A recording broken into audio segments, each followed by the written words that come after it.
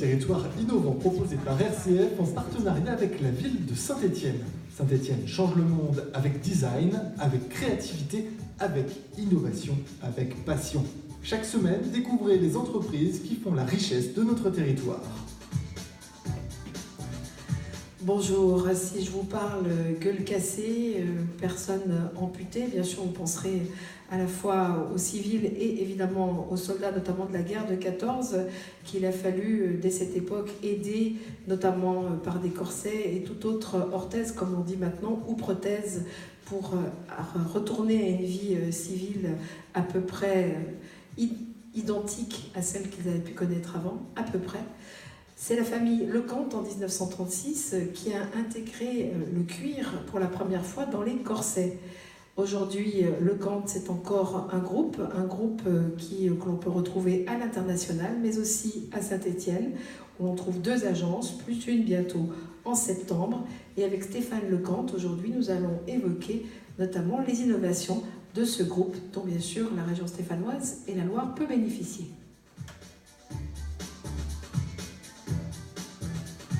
Merci à Clément Boursignor pour la technique. Et merci aussi, comme d'habitude, à Roselyne Rousset pour son accueil, puisque, comme tous les mois, nous enregistrons cette émission au pôle des technologies médicales, voisin de la faculté de médecine du CHU de Saint-Étienne. Stéphane Lecante, bonjour. Bonjour. 1936-2019, un bail, on peut dire. Vous m'avez dit en commençant, j'ai dit souvent que nous sommes passés de la blouse bleue à la blouse blanche, donc profession de santé. Blouse bleue, pourquoi ? Eh bien écoutez, nous sommes un vieux métier, assez moderne, mais vieux métier quand même. Blouse bleue parce que nous venons de l'artisanat, puisque nous fabriquons des appareils externes sur mesure, à façon. Donc on travaille, comme vous l'avez dit, on travaille le cuir, on travaille le métal, maintenant des nouveaux matériaux.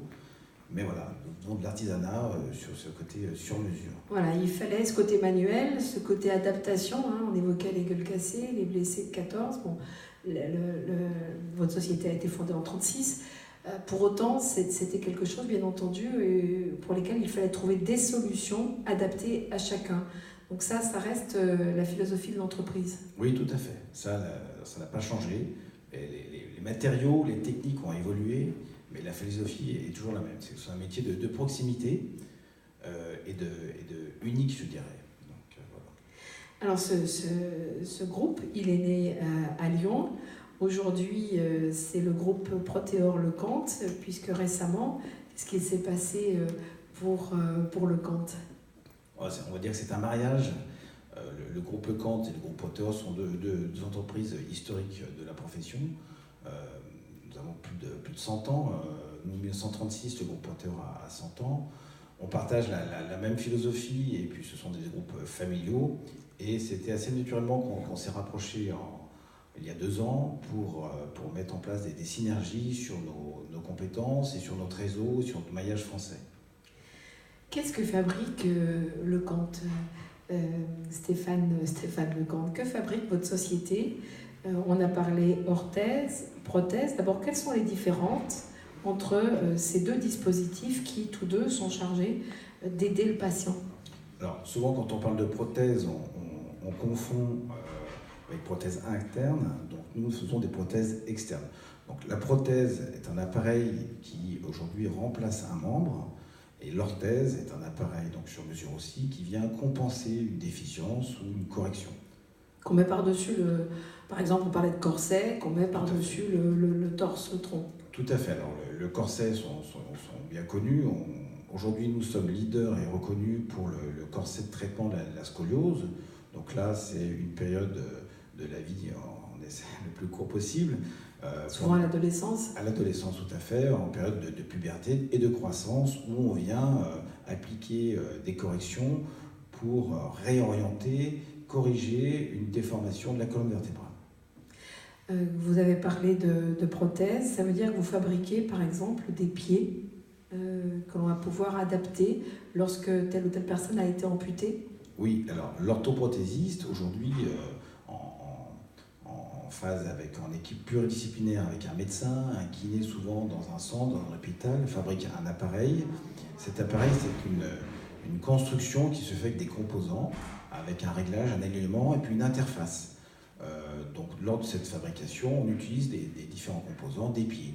Et aujourd'hui, avec la synergie du groupe, notamment Proteor, qui est fabricant en France de composants, on utilise des pieds à restitution d'énergie, des pieds carbone, des pieds en fibre de verre. Des pieds à restitution d'énergie, vous pouvez m'expliquer ce dont il s'agit, c'est un peu surprenant. Oui, c'est assez mécanique, hein. C'est-à-dire que quand on a un appui, on renvoie de l'énergie, donc il y a une catégorie en fonction du dynamisme de la personne, hein, parce qu'une personne de 80 ans n'a pas le même dynamisme qu'une personne de 15 ans, ou des gens actifs, non actifs, donc on adapte en fonction d'une prescription médicale bien sûr, un choix de composants qui va aider la personne dans son environnement pour retrouver soit une activité, soit un mouvement, un déplacement. Combien de collaborateurs aujourd'hui chez Proteor Lecante? Alors, le groupe aujourd'hui c'est 900 personnes, dont à peu près 740 en France. On est aussi une implantation à l'international. Si on reste sur le marché français, donc ces 700 personnes sont réparties sur 63 agences en France, ce qui fait à peu près plus de 200 orthoprothésistes, qui sont des personnes donc, diplômées et professions médicales. Comme je vous l'ai dit, hein, c'est vraiment un métier de proximité. Donc on se doit d'accompagner, de suivre et d'avoir des moments d'échange avec nos patients. Alors quand vous parlez d'agence, si je vous suis bien, est-ce que l'on peut aller chez l'orthoprothésiste de votre groupe, comme on peut aller chez l'audioprothésiste? C'est la même démarche? Alors, c'est un petit peu différent parce que, en fait, nous, on part d'une prescription médicale. Hein. L'audioprothésiste, souvent aussi. Oui. Donc, une prescription médicale qui est faite par un médecin prescripteur, donc ça peut être un MPR, un chirurgien orthopédique, qui, lui, va déterminer un type de produit avec une nomenclature. Cette nomenclature est faite par la HS et EPS, donc bien définie. Et nous, après, à nous d'adapter à la forme, à la mesure et d'optimiser l'appareillage. Donc reconnu par la sécurité sociale. Oui, tout à fait. Oui, tout à fait. C'est pour ça que tout à l'heure, on a dit qu'on a quitté la blouse bleue pour la blouse blanche, parce que nous étions des artisans mécaniques, puisque à l'époque de mon grand-père, on travaillait le cuir et l'acier dans la cour. Aujourd'hui, on intègre des technos qui sont des technos, comme je vous l'ai dit, carbone, impression 3D, on fait de la mesure numérique. Voilà, donc la techno a évolué, mais on reste toujours proche du patient. Alors, lorsque ce sont des problèmes aussi lourds que ceux que vous évoquez, dans mon esprit, mais je suis peut-être toute seule à le penser, on allait chez le médecin, et puis les choses se faisaient à l'hôpital. Donc là, vous proposez autre chose. Vous travaillez directement avec le patient, certes en prenant des mesures, bien sûr, mais vous travaillez au sein des hôpitaux, privés ou publics. Comment ça se passe? Oui, alors on travaille toujours dans les hôpitaux, les cliniques, les centres de réadaptation, les EHPAD, les hôpitaux spécialisés, hein, notamment en chirurgie pédiatrique, des réadaptations. Donc ça reste aujourd'hui nos principaux centres, puisque même nos techniciens aujourd'hui ont une vocation à se déplacer dans les centres, aller proche de la patientèle pour prendre les mesures au milieu des équipes de santé. Et après, il y a une vie après l'opération. Donc cette vie-là, nous, on l'accompagne tout au long de la vie du patient. C'est-à-dire qu'on a un suivi de la patientèle, on vient, on fait le réglage, on fait des adaptations. Si c'est un appareil qui a un port court, on verra peu, mais une prothèse, vous imaginez bien que c'est pendant toute une vie. Et à nous, aujourd'hui, d'accompagner les patients.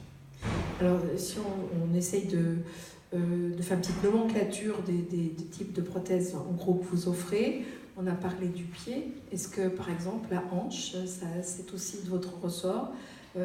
Dans quelle partie du corps on peut retrouver des produits Lecante ou Proteor Lecante? En fait, on a une typologie un petit peu différente parce qu'on parle d'orthèse et de prothèse, de membres inférieurs, de membres supérieurs. Donc voilà, l'orthèse peut être adaptée sur le tronc, sur des mains, sur aussi le membre inférieur. La prothèse, c'est remplacement d'un membre total. Donc effectivement, ça peut être une amputation au niveau du tibia, du fémur, une fémorale, donc ça peut être un membre supérieur. Voilà. Donc aujourd'hui, on intervient aussi dans la traumatologie, parce qu'on peut avoir des accidents de la vie.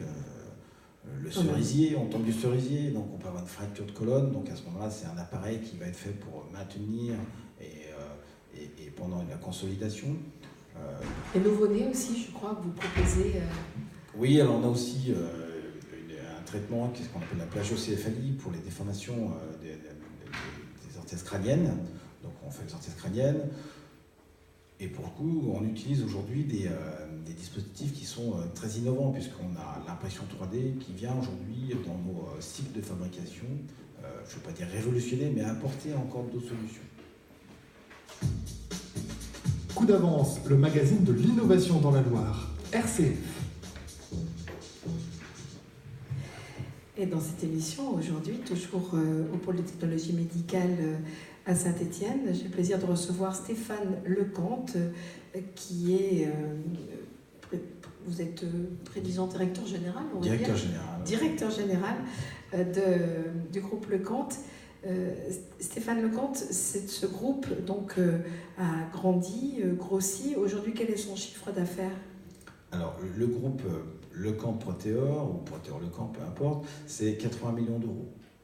80 millions d'euros, dont une partie est faite à l'étranger. Vous êtes où à l'étranger? Alors, à l'étranger, on est présent au Maroc, nous sommes présents en Chine, nous sommes présents en Tchéquie, Luxembourg. C'est de la fabrication que vous faites là-bas? Alors ça dépend, il y a des endroits où on a un réseau d'appareillage, où on suit des patients, une patientèle, et d'autres endroits où on fabrique et on vend des composants. On a parlé tout à l'heure des États-Unis, là on a racheté une entreprise américaine, Phoenix en Arizona, qui pour le coup fabrique des pieds en fibre de verre. J'allais justement arriver à cette innovation. Évidemment, depuis que votre grand-père a commencé à introduire le cuir dans les prothèses ou les orthèses à son époque, les choses ont beaucoup évolué. C'est surtout sur justement les matériaux utilisés que les choses sont différentes. Qu'est-ce qui a le plus changé finalement, Stéphane Lecante? Alors, en fait, le cuir existait depuis avant mon grand-père. Bien sûr, sauf qu'il a eu l'idée de l'utiliser à la place de l'acier et ça suppose une souplesse qui a été sans doute plus confortable. Tout à fait. Alors, on voit effectivement que les matériaux ont fortement évolué, hein, donc du cuir, de l'acier, du polycarbonate, du plastique, du carbone. Donc aujourd'hui, on a des corsets qui sont actifs, et qui bougent, qui respirent. On a maintenant un système de capteurs de pression qui arrive à identifier le port, les corrections qui sont faites, des matériaux à restitution d'âge, comme je vous dis, comme la fibre de verre. Mais je dirais la grosse évolution a été aussi dans la prise d'empreinte, puisque, comme je vous l'ai dit, c'est un corset ou un appareil est sur mesure, donc on doit prendre une mesure, et cette mesure souvent était faite par le plâtre, avec un moulage plâtré, avec un positif, qu'on corrigeait à la main. Aujourd'hui, on utilise des méthodes, et ça, je rends hommage à mon père, Pierre Lecante, qui était visionnaire dans les années 90, en créant une entreprise qui s'appelle Orten, qui développe des outils numériques de prise de mesure. Donc les outils vous lisent beaucoup, ce sont des capteurs. Maintenant on utilise des capteurs assez portables, hein, des petites caméras qui nous permettent de numériser, de scanner les gens, d'avoir une forme numérique. Donc c'est là aussi beaucoup plus confortable, moins contraignant, parce qu'on imagine bien le rôle, ce que ça peut représenter. Oui, tout à fait. Une personne qui a une fracture de colonne vertébrale qui est alitée, aujourd'hui on peut, avec quelques photos, modéliser son corps, ce qui nous évite de manipuler. Donc c'est toujours des manipulations qui peuvent être risquées. Et puis il y a toute la partie, je dirais, câble, sonde. Donc là on peut s'affranchir de tout ça. Donc c'est un confort, c'est une précision, c'est une répétabilité qui aujourd'hui nous permet d'avoir des mesures très fiables. Ça c'est vraiment votre actu aujourd'hui?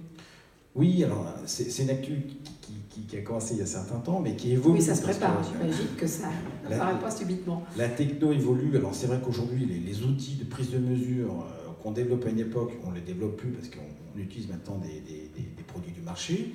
Par contre, le savoir-faire, on l'a mis dans nos logiciels. Et aujourd'hui, on a Orten Smartist, c'est un logiciel qui nous permet de modéliser la forme et d'avoir une simulation et de comprendre ce qui se passe à l'intérieur sans passer par, je dirais, la radiothérapie ou donc par la caméra et par la prise de mesure externe, on a des simulations des mouvements et des corrections qui se font dans la forme interne. Donc c'est aussi sans doute peut-être plus de simultanéité, de précision dans la prise de mesure. Oui, tout à fait. Alors, précision, suivi longitudinal du patient, ce qui nous permet de comprendre ce qui se passe, confort, vous l'avez dit, d'acquisition, précision, et puis rapidité, parce qu'aujourd'hui, la donnée, on peut avoir un technicien qui se déplace dans un centre au cœur du Massif central et qui peut envoyer ces données sur notre centre de fabrication à Lyon, par exemple, ou même Saint-Étienne, pour pouvoir fabriquer un appareil et être beaucoup plus réactif. Est-ce que vous faites appel aussi à l'usager? Alors, quand vous appareillez une personne, bien sûr, vous devez être attentif à son ressenti. Est-ce que ça peut aller jusqu'à éventuellement en tenir compte pour dire, ben oui, il faut que j'adapte, ou il faut qu'on adapte, il faut qu'on invente autre chose? Est-ce que cette relation au patient, ça devient vraiment une relation à l'usager, c'est-à-dire je m'en sers pour progresser aussi dans ce que je fais? Ah oui, tout à fait. Alors, on travaille un gros travail d'écoute, de questionnement, de compréhension. Et puis après, il y a une relation qui se crée de toute façon entre le patient, parce que c'est sur la durée, l'orthoprothésiste. On voit des patients qui nous accompagnent, qui voient les générations passer dans l'entreprise, même c'est sympa. Et puis il y a aussi une notion d'acceptabilité d'un handicap. Donc c'est aussi le travail de l'orthoprothésiste d'avoir de la pédagogie, de donner les trucs et astuces de vie. Comment aussi maintenir une prothèse, comment l'entretenir, comment évoluer. Puis les gens évoluent dans le temps, donc on les accompagne dans l'évolution. Donc il y a une relation qui est assez proche, je dirais, du patient et de l'orthoprothésiste. Est-ce que dans l'avenir, vous envisagez de travailler aussi sur des prothèses qui permettent par exemple à des gens de remarcher? On a vu des images il y a quelque temps de cette personne aux États-Unis qui, grâce à un robot, finit par réussir à retrouver une marche que son corps ne lui donne pas. Est-ce que ça peut aller vers ce genre de pratique? Alors, vous pensez aux exosquelettes? Complètement. Les exosquelettes. Donc effectivement, les exosquelettes, c'est une techno qu'aujourd'hui on a approché, qu'on connaît. Peu d'entreprises dans le monde fabriquent ce type d'exosquelette. Et puis c'est très cher. C'est très cher. Alors on s'est rendu compte à l'usage que ces appareils maintenant sont utilisés dans les centres pour avoir une reprise de la motricité, de la rééducation beaucoup plus rapide. Donc c'est plutôt un outil qui va aider les gens à reprendre de la mobilité, à remuscler plutôt qu'à marcher. Parce que quand il y a un vrai déficit, quand il y a une paraplégie, c'est difficile aujourd'hui de compenser ça par un type d'appareil. Ceci dit, on se rend compte aujourd'hui que la simplification et la réduction en volume nous permettent d'avoir des prothèses qui sont mobiles. On parle de mécatronique, puisque aujourd'hui on est sur un projet de lancement d'une jambe mécatronique, c'est-à-dire qu'on a pieds, chevilles et genoux qui sont connectés avec des capteurs, des microprocesseurs qui permettent de retrouver une mobilité. Cette mobilité, elle passe bien sûr par l'appropriation du cerveau qui va reconnaître sa nouvelle jambe, si je peux dire. Ça aussi, ça fait partie des nouveautés de votre métier? Nouveautés, non, mais difficultés, on va dire. Difficultés parce qu'effectivement, aujourd'hui, on a aussi des prothèses, notamment dans le membre supérieur, qui passent par des connecteurs, des capteurs, et par la contraction de certains muscles, on va déclencher des ouvertures ou des fermetures de mains. Donc ça demande de changer ses habitudes et de rééduquer son corps et son esprit.